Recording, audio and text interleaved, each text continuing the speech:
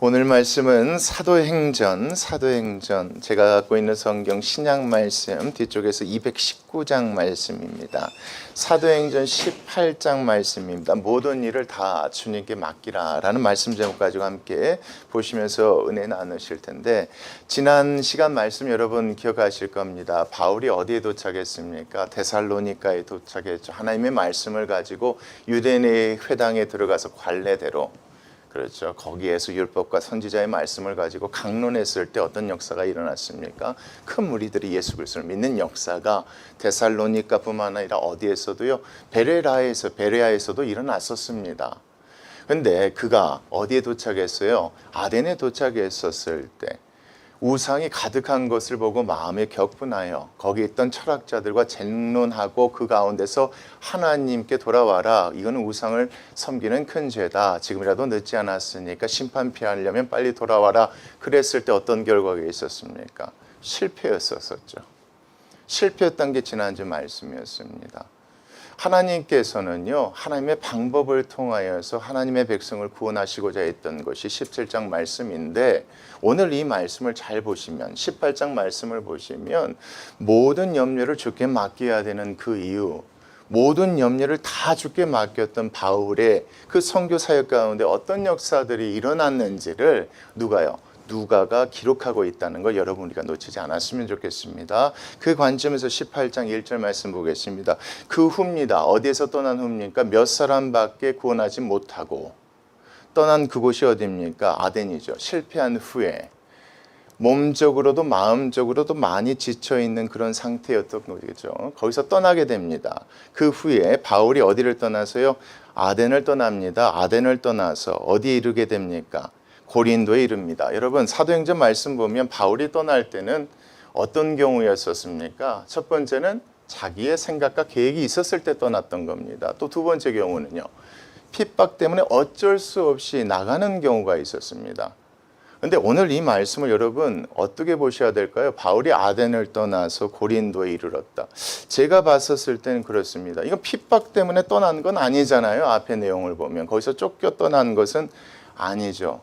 그렇다고 해서 지금 이 상황 가운데서 바울이 계획하며 떠났다라고도 볼 수 없는 이유가 있죠. 왜요? 지금 상황적으로 봤을 때 자기의 계획대로 했다가 실패한 상황이기 때문에 그렇게 보기도 힘듭니다. 그러면 우리가 이 1절의 말씀을 어떻게 봐야 될까요? 하나님의 뜻하심에 따라, 하나님의 인도하심에 따라 바울이 어디로 갔다고 보셔야 맞을까요? 고린도에 갔다고 보셔야지 맞습니다. 그렇게 보셔야 여러분 2절, 3절 말씀이 이해가 됩니다. 그래서 1절 말씀 되게 중요합니다. 자신의 계획과 뜻대로 고린도에 간 것도 아니고 아덴에서 사람들의 핍박 때문에 어쩔 수 없이 고린도까지 간 것이 아니라 누구의 뜻에 의해서, 하나님의 뜻에 의해서입니다. 인도하심 받아서 어디까지 가게 됐다? 고린도까지 가게 되어졌는데 고린도에서 이런 일들이 벌어졌다. 2절 3절입니다. 보겠습니다. 아굴라라 하는 본도에서 난 유대인입니다. 소아시아의 본도라는 지역에서 태어난 유대인입니다. 그 사람의 이름이 아굴라라고 하는데 유대인 한 사람을 거기에서 만납니다. 누가요? 바울이 고린도에서 만납니다. 그때 글라우디오가, 이 사람이 왜 여기까지 오게 됐는지 설명합니다. 우리 여러분 글라우디오 이름 좀 난 이것이죠. 예루살렘에 큰 흉년이 있을 것이다. 글라우디오 때에 큰 흉년이 있었다 했을 때 그 황제를 의미하는 겁니다. 글라우디오가 모든 유대인들을 명하여 어디에서 떠나라? 로마에서 떠나라 한 거로, 그러니까 로마에 있었던 유대인들이 큰 문제를 일으켰나 봐요. 그래서 황제가 명을 해서 거기에서 도망쳐 나온 사람이 누구였다? 아굴라란 사람이었는데 이 사람이 누구를 만나게 된 겁니까? 바울을 만나게 된 겁니다. 로마에서 떠나라 한 거로 그의 아내 누굽니까? 이 사람은 유대인이 아닌 것 같아요. 그래서 브리스길라, 로마의 헬라 여자라고 보시면 됩니다. 로마 사람, 이 사람과 함께 어디에서부터 옵니까? 로마에 있는 이탈리아, 거기 수도에서부터 일로 왔다고 얘기합니다. 지금 상황입니다. 지금 이 상황 가운데 하나님의 뜻에 따라 인도하심 받아서 지금 바울이 고린도에 도착했었을 때 마침입니다. 마침 그곳에 지금 누구도 와 있었다는 겁니까? 아굴라, 브리스길라도 와 있었다는 겁니다. 이 친구들이 여기 온 이유가 뭐냐면 그 로마 그 지역에서 그곳에서 유대인들이 큰 문제를 일으켰기 때문에 그것 때문에 황제 명에 따라 쫓겨나서 이곳에 오게 된 것입니다. 우연의 일치라고도 볼 수가 있겠죠. 그렇지만 중요한 건 1절 말씀이 그래서 중요한 겁니다. 하나님의 뜻에 따라 그곳에 도착했더니 마침 이탈리아에서 온 이 두 사람도 거기에 있게 됐는데 더 재밌는 건 그 다음 말씀입니다. 바울이 누구에게 갔대요? 그 사람들을 찾아갔대요. 찾아간 이유가 뭘까요? 3절 말씀 보겠습니다. 뭐가 같음으로요? 생업이 같대요. 생업이 같음으로, 하는 일이 같음으로 함께 살며 뭐를 했다는 겁니까? 일을 했다는 겁니다. 그 생업은 천막을 만드는 것이다. 여러분 이건 조금 이해하실 필요가 있어요. 아굴라, 브리스길라 이 사람들은 원래 그런 일을 하는 사람이라고 볼 수 있습니다. 근데 우리가 알다시피 바울은요 원래 어떤 사람입니까? 가말리아 학파의 문화생, 랍비가 되려고 준비했던 사람들입니다. 여러분 유대인들에게는 이런 생각이 있습니다. 하나님의 말씀을 가르치는데 어떻게 돈 받고 가르치느냐 이런 생각이 있었기 때문에 어디 학파에 들어가서 말씀을 배울 때는 이런 기술도 배웁니다. 왜요? 돈 받고 하나님의 말씀을 가르치는 것이 옳지 못하다 생각을 해서요. 그래서 랍비가 되려고 하는 사람들은 어느 것이나 세상에서 먹고 살 만한 직업 한 가지 정도로 배웠는데 마침 그곳에서 만난 사람이 바울이 예전에 배웠던 천막 만드는, 어떤 사람은 천막 만드는 사람 뭐 가죽쟁이라고 하는데 천막은 그때 가죽으로 만들었으니까 두 개 다 맞는 말입니다. 중요한 건 그곳에서 누구를 만났다는 겁니까? 이 두 부부를 만난 겁니다. 지금 어디에서요? 고린도에서요. 같이 만나서 어떻게 됩니까? 생업이 함께 살았대죠. 함께 살며 일을 하니 그 생업은 무엇을 만드는 것이었더라? 천막을 만드는 것이었더라 이겁니다.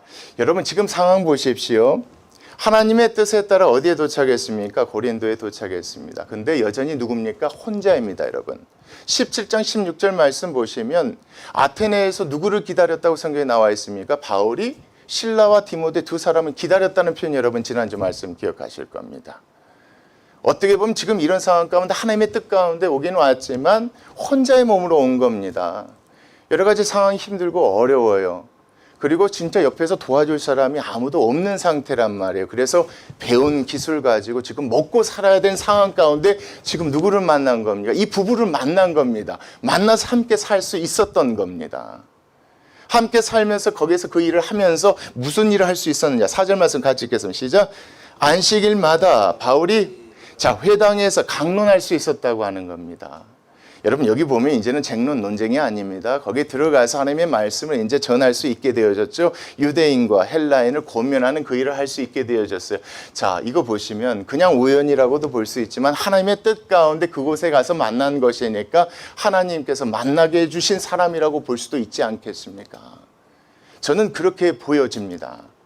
어떻게 보면 그 후입니다. 실패하고 외롭고 혼자 쓸쓸히 아무도 없는 그 지역에 갔었을 때 마침 만난 사람이 누구냐면 브리스길라, 아굴라 이 두 부부를 만난 겁니다. 함께 살 수 있었던 겁니다. 여러분 당장 먹고 살아야 되잖아요. 같이 함께 있음으로 서로 뭐가 됐겠습니까? 위로와 힘이 되지 않겠습니까? 그래서 뭐 할 수 있었다는 겁니까? 사역을 할 수가 있었던 것입니다. 그러니까 제가 봤었을 때는 하나님의 뜻에 따라 그곳에 갔었을 때 하나님께서 이 두 부부를 통해서 누구에게 지금 힘 주시고 위로 주신다고 보셔야지 맞습니까? 이 아굴라 브리스길라를 통해서 힘 주시고 위로 주셨기 때문에 여기에서 이 사역을 할 수 있었다는 게 누가가 기록했던 이유인 것 같습니다. 그리고 나서 5절 말씀 보십시오. 그때 마침이요 그렇게 하고 있는 데입니다. 그렇게 함께 살면서 안식일마다 가서 회당에서 하나님의 말씀을 강론하고 있었을 때 마침 5절입니다. 누가 옵니까? 실라와 디모데가 마침 마게도냐로부터 내려옵니다. 네, 중요한 게 여러분 여기서부터입니다. 보십시오. 바울이 하나님의 말씀에 뭐 했다고 표현합니까? 붙잡혔다. 붙잡혔다는 표현이 여러분 뭘까요? 이제는 그 두 부부를 통해서 함께 살면서 위로와 힘이 되어져서 사역을 할 수 있었었죠. 근데 사역을 하고 있는데 마침 마게도냐로부터 그토록 기다렸던 두 사람이 내려온 겁니다. 내려온 후에 성경의 기록은 바울이 하나님의 말씀에 붙잡혔대요. 이젠 날마다 어디에 매여 있지 않고요, 여러분. 일하면서 먹으면서 사역해야 되는데 매여 있지 않고 사역에 전념할 수 있었다는 게 말씀에 붙잡혔다는. 제가 봤을 때 이 타이밍 기가 막히지 않습니까? 누가 보여줬다고 보니 하나님께서 이 두 사람, 이 동역자를 이 시간에 딱 보내주신 것이죠. 그러니까 뭐 할 수 있었다는 겁니까? 하나님의 말씀에 붙잡혀 유대인들에게 예수는 그리스도라 밝히 증언합니다. 예전에 에덴에서 삶과 전혀 달라집니다. 그렇죠? 하나님의 뜻대로 그곳에 갔더니 하나님께서 만나게 해주신 부부가 있었고 그 부부들과 함께 먹고 살면서 거기에서 그래도 안식일마다 회당에 가서 하나님의 말씀을 강론할 수 있었는데 마침 그때 또 누가 왔다는 겁니다. 그토록 기다리던 실라와 디모데가 와서 그때부터는 바울이 말씀에 붙잡혀서 예수가 그리스도다라고 유대인들에게 날마다 기회를 얻는 대로 가서 증언할 수 있었다고 얘기하는 겁니다. 지금 이 말씀 보면요, 이때부터 누가 역사하고 일하신 거라고 보셔야 됩니까? 하나님께서 그 두 부부를 통해서 위로 힘 주시고 이제는 하나님께서 누구를 붙여주신 겁니까? 그렇죠. 동역자들을 이렇게 붙여주신 겁니다. 그래서 사역을 하게 된 것인데 그 다음 말씀 보십시오.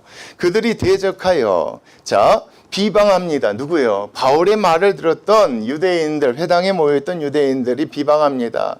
바울이 옷을 털면서 이르되 너희 피가 너희 머리로 뭐 할 것이다. 돌아갈 것이요 나는 깨끗하니라. 이후에도 이방인들이 여기서는요 쩔쩔매지 않아요. 한 사람이라도 뭐 하려고요? 여러분 아덴에서의 사역과 조금 비교하실 필요가 있습니다. 그래서 어떻게든 말로서라도 한 사람이라도 더 구원하려고 했었지만 여기에서는 그냥 증거만 합니다. 이제 예수는 그리스도시다. 믿든지 말든지 완전히 달라진 겁니다. 여러분 지금 여기에 나와 있는 바울의 모습을 여러분 보십시오. 예전에 어떻게든 말로 이겨서 변증해서 논쟁해서 이겨서 한 사람이라고 구원하려고 했던 아덴의 바울의 모습이 아닙니다. 뭔가 모르게 자신감이 보입니다. 그래, 결과는 누구께 맡기자? 하나님께. 제가 봤었을 때는 아덴에서의 그 경험을 통해서 충분히 깨달았던 것 같습니다. 그래, 나는 정화했다. 나는 얘기했다. 믿으려면 믿고 말란 말아. 나는 뭐가 없다. 너희들의 죽음에 난 책임이 없다. 그래서 나는 깨끗하다. 그러면서 이후에는 내가 어디로 가겠다. 좋다. 니네들 눈치 보고 내가 이방인에게 가리라. 그리고 거기서 옮겨갑니다. 하나님을 경외하는 누구요? 로마 사람 디도입니다. 로마 사람 디도, 유스도라 하는 사람의 집에 들어가서 있는데 마침 그 집이 어디 옆이래요? 회당 옆이라. 들어가서 거기서 또 담대하게 복음을 전했겠죠, 여러분. 이 정도 보시면 여러분 눈치채시는 게 있죠. 우리가 알다 빌립보 지역에 딱 도착했을 때 하나님이 예비하신 사람이 있었었죠. 거기에서 마음 놓고 먹고 마시면서 자면서 선교 사역할 수 있었던 자주장사 루디아, 그렇죠? 데살로니가 야손이라는 사람이 있었죠. 이번엔 하나님께서 이렇게 또 준비해 주시네요. 기가 막힙니다. 여기 말씀 잘 보세요. 하나님의 뜻에 따라 고린도에 내려갔더니 힘들고 외로워하는 그에게 하나님께서 두 부부를 붙여주셨고 또 그 가운데 어렵게 사역을 이어가는 가운데 또 하나님께서 귀한 동역자를 마침 보내주셔서 거기서 자신감을 갖고 힘 있게 뭘 증거했다는 겁니까? 복음을 증거하고. 근데 그들이 받아들이지 않자 그 가운데서도 내가 이방인에게 가겠다 해서 누구를 만나서요? 디도를 만나서 거기에 거하면서 사역을 계속할 수 있게 되어졌는데 재밌는 게 8절 말씀입니다. 한번 같이 읽겠습니다. 시작. 또 회당장입니다. 디도 집 옆에 있는 회당의 회당장을 얘기하는 것 같습니다. 회당장 그리스도보가 온 지방과 더불어 주를 믿는 이런 역사가 일어납니다. 그리고요 수많은 고린도 사람, 로마 사람, 이방인 헬라인들이 듣고 믿어 세례를 받는 엄청난 이런 일들이 일어났다는 겁니다. 결국 1절부터 여러분 8절 말씀 보면 바울이 그곳에서 사역할 수 있도록 누가 도와주신 겁니까? 저는 그렇게 보여지는데 여러분도 그렇게 보여지지 않습니까? 제가 그렇게 얘기하니까 그렇게 보여집니까? 그렇지 않죠? 앞에 내용들 쭉 보십시오. 지금 하나님께서 그렇게 도와주신 거잖아요. 그래서 이런 기적이 일어났는데 재밌는 건 그 다음 말씀입니다, 여러분. 한번 보십시오. 밤에 주께서 갑자기 환상 가운데 누구에게 말씀하십니까? 지금 사역이 잘 되고 있습니다. 힘있게 사역하고 있는 겁니다. 많은 사람들이 예수 그리스도를 믿고 구원받는 역사가 일어난 상황 가운데 그날 밤에요. 갑자기 환상 가운데 주님께서 나타나서 말씀하시는데 뭐라고 합니까? 두려워하지 말라. 이 상황 가운데 지금 누가 무엇을 두려워하고 있을까요, 여러분? 뭔지 모르지만 바울이 뭔가를 두려워하고 있다는 겁니다, 지금. 사역이 잘 되고 있는데 두려워하면서. 그리고 뭐 하려고까지 했습니까? 침묵하지 말고 말하라. 사역이 잘 되고 있는데 두려움에 사로잡혀서 여기를 떠나려고 했던 거고 여기에서 말하지 않으려고 했던 겁니다. 어떤 말이요? 예수가 그리스도라는 걸 증거하는 걸 멈추려고 했던 겁니다. 바울이 왜 이랬을까요? 그게 그 다음 말씀에 기록되어 있어요. 보겠습니다. 10절이요. 내가 너와 함께 뭐 하겠다? 있겠다. 어떤 사람도 너를 대적하여 해롭게 할 자가 없을 것이다. 이는 이 성중에 내 백성이 많음이라 하시니라. 바울 입장에서는 트라우마가 있었던 거예요, 여러분. 지금까지 선교 사역을 하면서 하나님의 말씀이 능력 있게 선포되어지고 수많은 사람들이 돌아올 때 꼭 따랐던 게 뭐였습니까? 고난이요 핍박이었던 겁니다. 하나님이 도와주셔서 그 지역의 사역이 잘 됐는데 그 순간 바울의 마음에 두려움이 막 온 거예요. 야, 이러다가 또 뭐 하겠구나. 또 이제 몰려들겠구나. 또 몰려들어서 나 잡아서 나 죽이려고 하겠구나. 이 두려움이 몰려든 거예요. 그러니까 더 이상 뭐 하고 싶지 않은 거예요. 더 이상 복음 전하고 싶지 않은 거예요, 여러분. 왜요? 바울의 사역 보면 이게 항상 있었잖아요. 그래서 그날 밤에 주께서 나타나셔서 얘기하신 거예요. 그렇게 하지 말라, 두려워하지 말라. 내가 있지 않느냐. 너와 함께 뭐 할 것이다? 있을 것이다. 그 다음 말씀 보십시오. 내와 너와 함께 있으며 어떤 사람도 너를 뭐하게 할 자가 없다. 그렇지요. 대적하고 해롭게 하자. 하나님 지금 뭘 주시는 겁니까? 약속 주시죠. 걱정하지 마. 내가 너 지켜줄게. 지금 그 얘기하고 싶은 겁니다. 하나님의 뜻에 따라 도착했을 때 하나님이 위로 주시는 사람들이 있었고 동역할 수 있는 사람들이 있었고 두렵고 정말 그 사역을 멈추고 싶었을 때 환상 가운데 주님께서 이렇게 말씀해 주시고 약속해 주셨다는 겁니다. 그것 때문에 여러분 그 다음 말씀 같이 시작. 1년 6개월을 머물며 그들 가운데서 하나님의 말씀을 가르칠 수가 있었다는 겁니다. 고린도에서 이렇게 1년 6개월 동안 아무 문제 없이 할 수 있었던 게 누구의 약속대로 지켜주셨기 때문이라는 걸 얘기하고 싶은 겁니까? 예수 그리스도 주님께서 환상 가운데 바울에게 약속한 대로 그렇게 지켜주셔서 거기에서는 뭐 하지 않고 여러분 이게 중요합니다. 쫓겨나지 않고 고난당하지 않고 어려움 겪지 않고 거기서 사역할 수 있었다. 누가가 이걸 막 전해주고 싶었던 거예요. 바울의 지금 인생을 내가 기록한 이유가 있지 않느냐. 처음에는 하나님의 뜻에 따라서 하나님의 인도하심 따라 갔었을 때 그 사역.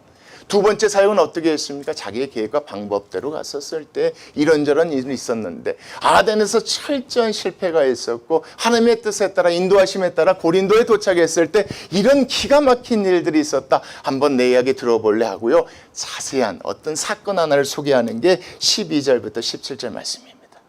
이런 일이 있었다. 보십시오. 갈리오가 아가야 총독이 되었습니다.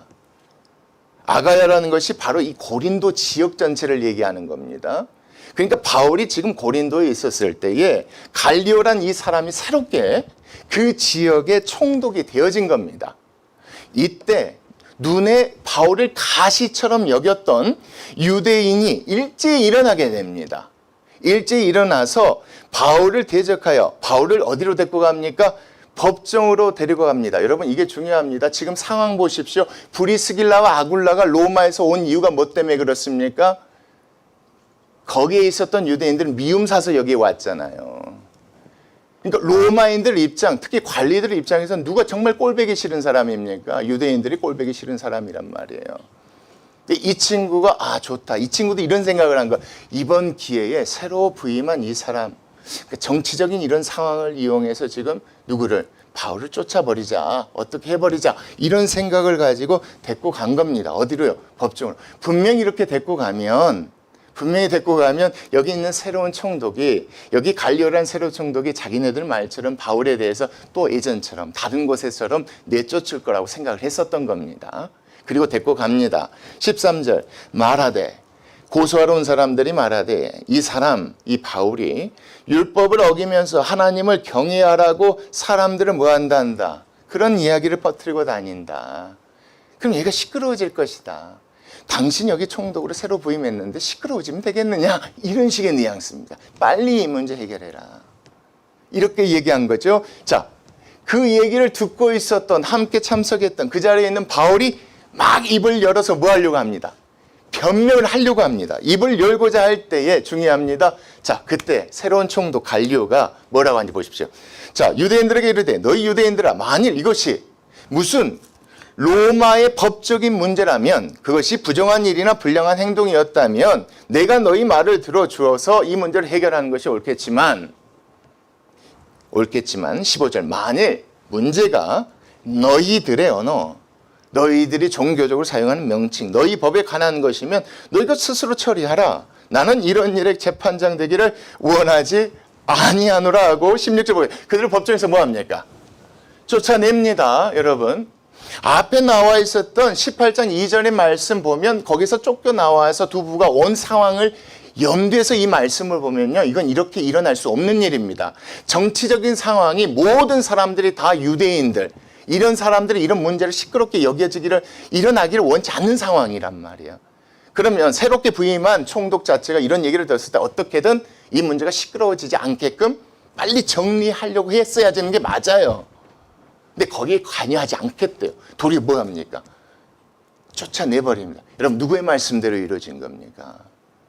환상 가운데 바울에게 나타나서 하신 주님의 말씀대로 내가 너와 함께해서 너를 지키겠다. 여러분 이게 지켜진 거죠. 왜요? 다른 데서는 그러지 않았었잖아요. 근데 여기서는 이렇게 지켜진 겁니다. 법정에서 근데 여러분 더 재밌는 일이 일어납니다. 17절 보겠습니다.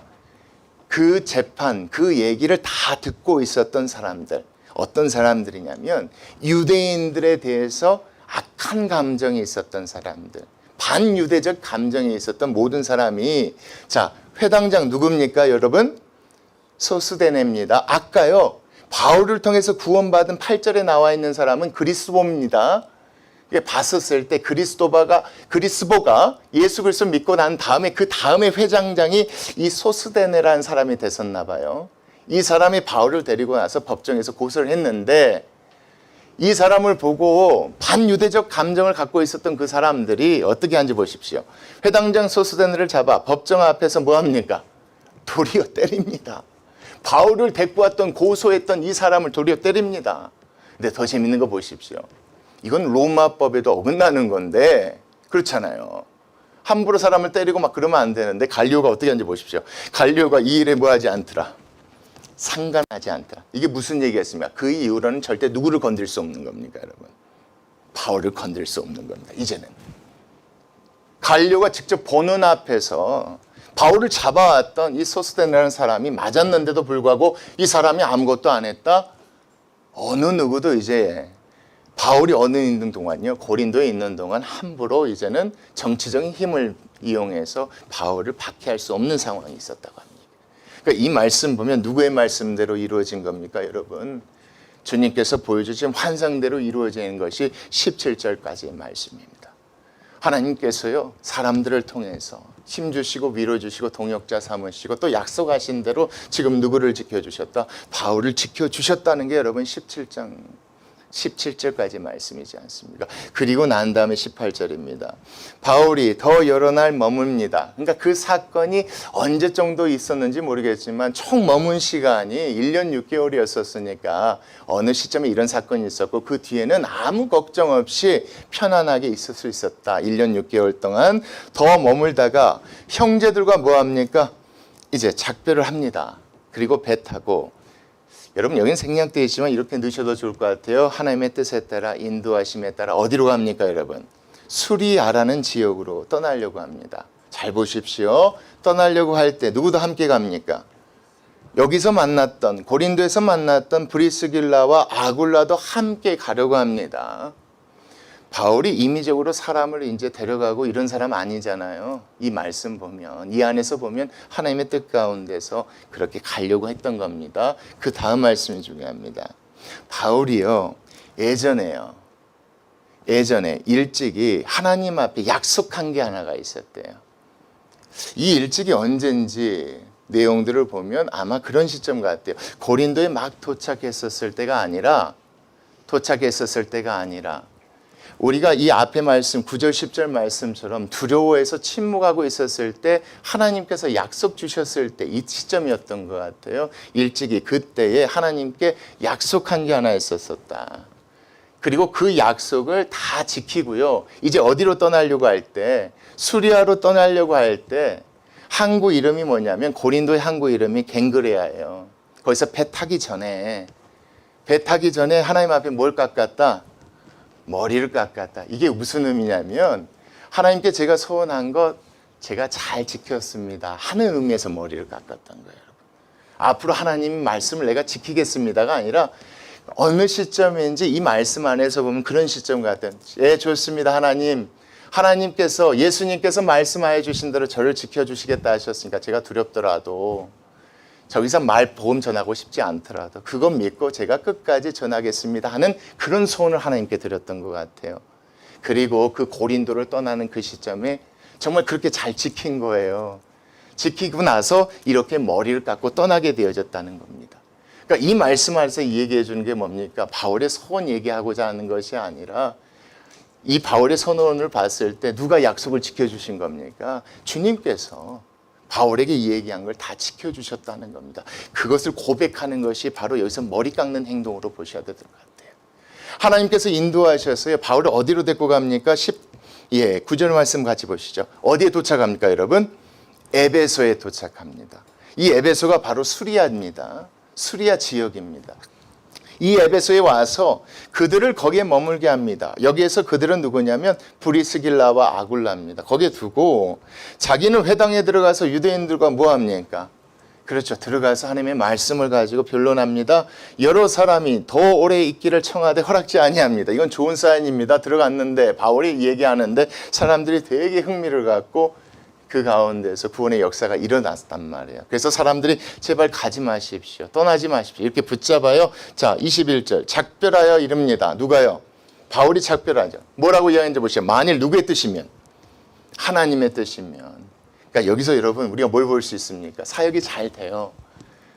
잘 됐는데 떠나려고 하니까 사람들이 붙잡았단 말이에요. 그때 바울이 이렇게 얘기했다는 것은 떠나려는 것이 자기 계획이 아니었다는 거예요. 일이 막 잘 되고 있는데 떠난단 말이에요. 사람들 붙잡겠죠. 근데 이렇게 얘기했단 말이에요. 하나님의 뜻이면 너에게 돌아오리라. 하나님 나를 보내셔서 나에게 가라셔서 나는 가는 거니까 뜻이면 다시 돌아오리라 하고 배를 타고 어디를 떠납니까, 여러분? 에베소를 떠나 어디에 도착합니까? 가이사랴 예루살렘 교회에 가까운 그 지역에 다시 돌아오게 됩니다. 돌아와서 교회 안부를 묻습니다. 예루살렘 교회에 올라가서 잘 있었는지 어쨌는지 이렇게 묻습니다. 그리고 어디로 갑니까? 처음 자신이 떠났던 안디옥 교회로 다시 내려가서 거기에 도착하게 됩니다. 오늘 여기까지 말씀을 보면 2차 세계 선교여행이 마무리되는 시점입니다. 아덴에서 그런 일들이 있었고 그렇지만 고린도에서는 이런 사역과 이런 일들이 있어서 하나님의 뜻대로 인도하심 받아서 어떻게 했다? 무사하게 이렇게 돌아갈 수 있게 되었다. 23절 얼마 있다가 떠나 갈라디아와 부르기아 땅을 차례로 다니며 모든 제자를 굳건하게 했다. 여러분 처음 떠날 때 이건 완전히 다른 얘기입니다. 여기서는 하나님의 인도하심 따라 그렇게 갔다고 보셔야지 말씀이에요. 왜요? 이 18장의 내용이 다 그런 거니까. 그러니까 18장의 내용을 보면 바울이 이 2차 세계 선교 여행을 무사히 마칠 수 있었던 건 하나님 뭐 해주셨기 때문에 위로주는 사람들 붙여주고 동역하는 사람들 붙여주고 또 하나님께서 이렇게 지켜주셨기 때문에 이것이 가능했다라고 얘기하는 것이고 그런 하나님의 뜻에 따라 움직이는 바울의 모습을 누가가 지금 기록하고 있는데 재밌는 건 여러분 그 다음 절 말씀이 24절부터 29절. 자, 지금 바울이 어디를 떠났다고요? 고린도도 떠났죠. 하나님의 뜻에. 그리고 두 번째 도착한 에베소에서도 하나님의 뜻에 따라 그곳에 떠나서 돌아갔단 말이에요. 돌아간 그 자리에 하나님께서 어떻게 역사하셨는지가 24절부터 28절에 나와 있어요. 보십시오. 24절. 알렉산드리아입니다. 이집트 지역에 정말 학문, 철학 모든 것의 중심지인 이집트 알렉산드리아에서 난 누가요? 아볼로라 하는 유대인이 있습니다. 이 사람이 갑자기 어디에 이릅니까? 바울이 떠난 에베소에 도착합니다. 바울이 떠난 에베소에 도착해요. 이 사람은 어떤 사람입니까? 언변이 좋고 되게 성경에 능통한 사람이래요. 하나님 말씀이 정말 잘하는 사람인데 그가 일찍이 주의 도를 배워 열심으로 예수에 관한 것을 자세히 말하며 가르쳤다고 합니다. 이 사람이 어떻게 해서 복음에 대해서 예수님 메시아라는 사실에 대해서 듣게 되었는지 모르겠지만 이 사람이 돌아다니면서 가르쳤어요. 여러분, 에베소 사람들이 왜 바울에게 떠나지 말라고 붙잡았을까요? 더 말씀을 듣고 싶어서 그러지 않았을까요? 좀 더 가르쳐 달라고 했어요. 근데 떠난 그 자리에 지금 누가 온 겁니까, 여러분? 이 사람이 온 거예요. 이 사람이 여기 도착한 거예요. 근데 이 사람의 문제가 뭐였냐면 요한의 세례만 합니다. 그러니까 물 세례만 하는 거예요. 예수님이 메시아다. 예수님 오시기 전에 우리가 회개해야 된다. 뭐는 모릅니까? 우리의 모든 죄를 깨끗게 해주는 성령 세례, 불 세례에 대해서 모르는 거예요. 이것을요, 누가 가르쳤는지 보십시오. 그가 회당에서 담대히 말하기 시작하거늘 브리스길라와 아굴라가 듣고 데려다가 자, 하나님의 도를 누구에게요? 이 사람에게, 아볼로란 사람에게 더 정확하게 풀어 일러서 알려주게 됩니다.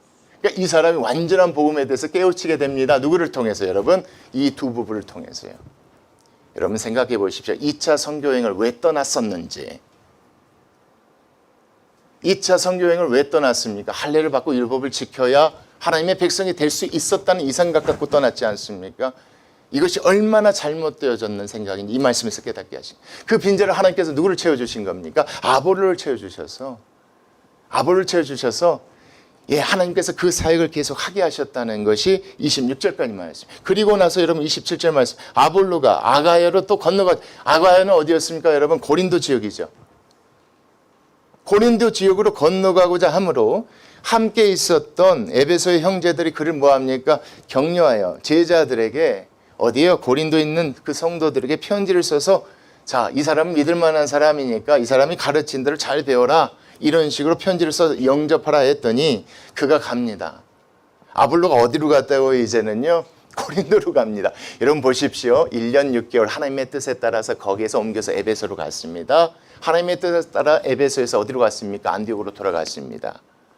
하나님의 뜻 가운데 준비된 사람이 있었죠. 여러분 보시면 이 아볼로를 통해서 또 하나님께서 에베소에 보내시고 에베소에 어디로 보내십니까? 고린도로 보내신 겁니다. 그리고 그 가운데서 이런 일들 하게 하시는데 그가 감에 은혜로 말미암아 믿는 자들에게 많은 유익을 줍니다. 그가 갖고 있는 학식, 지혜 뭐 이런 것이 아닙니다. 은혜로 말미암아 많은 유익을 주는데 28절 같이 보겠습니다. 이는 성경으로서 예수는 그리스도라고 증언하여 공중 앞에서 힘있게 유대인의 말을 이길 수 있도록, 그러니까 그들의 믿음이 흔들리지 않도록 거기 가서 말씀을 가지고 강론을 한 겁니다. 쉽게 말하면 여러분 바울은 뭐 했습니까? 심었다면 아볼로는 물을 주는 사람으로 하나님 택하신 겁니다. 바울이 염려해서 2차 선교행 그렇게 계획할 필요가 없었다는 얘기입니다. 제가 하고 싶은 거는. 여러분 여기에서 보십시오. 바울이 염려가 많았었죠. 걱정이 많았었어요. 그 후에 도착했었을 때 외롭고 힘들었겠죠. 어떻게 내가 이 사역을 감당하나. 먹고 사는 것도 중요한데 어떻게 해야 되나. 이때 사람들 만나게 하시고 또 그때 일을 하면서 복음을 전해야 하는 상황 가운데 하나님 누구를 보내셨습니까? 동역자들을 보내셔서 힘을 얻어서 오로지 말씀에 붙잡아 그 사역을 하게 하셨고 사역이 잘 이루어졌습니다. 여러분. 잘 이루어졌는데 어떤 근심과 걱정이 생겼습니까? 어떤 염려가 생겼습니까? 고난과 핍박에 대한 염려가 생겼을 때 하나님께서 환상 가운데 주신 약속대로 누구를 지켜주셨습니까? 예, 바울을 지켜주셨죠. 하나님의 뜻에 따라서 옮겨갔습니다. 돌아갔습니다. 그 남은 건 누가 책임져 주죠? 바울이 염려할 필요가 없었던 겁니다. 하나님이 아볼로란 사람을 통해서 또 필요한 모든 것들을 다 채워주셔서 여러분 18장에서 무슨 얘기하는 겁니까? 무슨 얘기하고 싶은 거겠습니까? 이 말씀에서 우리에게 전해주고 싶은 건 누가가 얘기하고 싶은 건 다른 게 아닙니다. 여러분. 하나님의 일은 누가 하십니까? 항상 그렇게 말씀드리죠. 하나님의 방법대로 하나님이 하시는 겁니다. 그 일을 감당할 때 우리 마음 가운데 뭐가 생길 수밖에 없습니까? 염려, 수많은 염려 생길 수밖에. 내가 떠나면 이 교회는 어떡하지? 내가 없으면 우리 자녀는 어떡하지? 내가 이거 안 하면 어떡하지? 천만의 말씀이 하나님의 뜻대로 하면 하나님이 책임져 주신다고 하신 말씀입니다. 하나님의 뜻대로 가는 자리에서 문제는 누가 책임져 주십니까? 이렇게 말도 안 되는 방법으로 책임져 주시는 겁니다. 아무리 힘 있고 능력 있는 정치인이라 할지라도 하나님이 이렇게 붙드시면 붙들어 주시는 겁니다. 쫓겨나지 않는 것, 그게 이 말씀에서 증거하고 싶은 겁니다. 누가요? 누가가요? 이 말씀을 쓴 누가가요? 바울이 아니다. 누가 도와주신 것이다. 하나님이 그렇게 도와주신. 여러분 이 말씀대로 우리가 그렇게 살아가기를 소망합니다. 그리고 누가처럼 이렇게 증거하는 우리의 삶이 되어졌으면 좋겠어요. 내가 그때는 좀 두려웠어요. 걱정. 사실 이 말씀하면서 하나님께서 저에게 저 안에 좀 두려움이 있어요. 다른 여러 가지 두려움도 많지만 가장 큰 두려움은 성도님들이 많이 모이시면 어떻게 할까. 여러분 이해 안 가실지 모르겠지만 저 안에 그런 두려움이 있어요. 없을 때는 없는 대로 두려움이 있거든요. 근데 또 많은 대로 또 두려움이 있어요. 여러분들이 모이다 보면 그것 때문에 일어난 이런저런 일들 어떻게 이번에 내가 또 감당할 수 있을까 이런 두려움이 있는데 오늘 말씀 통해서 그냥 확실히 말씀해 주는 거 같아. 그건 네가 걱정할 거 아니에요. 그건 네가 신경 쓸 거 아니에요. 없으면 없는 대로, 있으면 있는 대로, 보내면 보내주신 대로. 그래서 내가 할 테니까 너는 가만히 있어. 이 말씀 주시니까 제 마음에 그런 욕심이 생기네요. 하나님 보내주세요. 하나님 보내주세요. 하겠습니다. 열심히 하겠습니다. 그런 마음이 생긴 것 같습니다. 우리 삶 가운데 이 말씀 가지고 자녀를 키우실 때, 사업을 하실 때, 여러 가지 하실 때 그렇게 적용하는 저희들 됐으면 좋겠습니다. 기도하시겠습니다.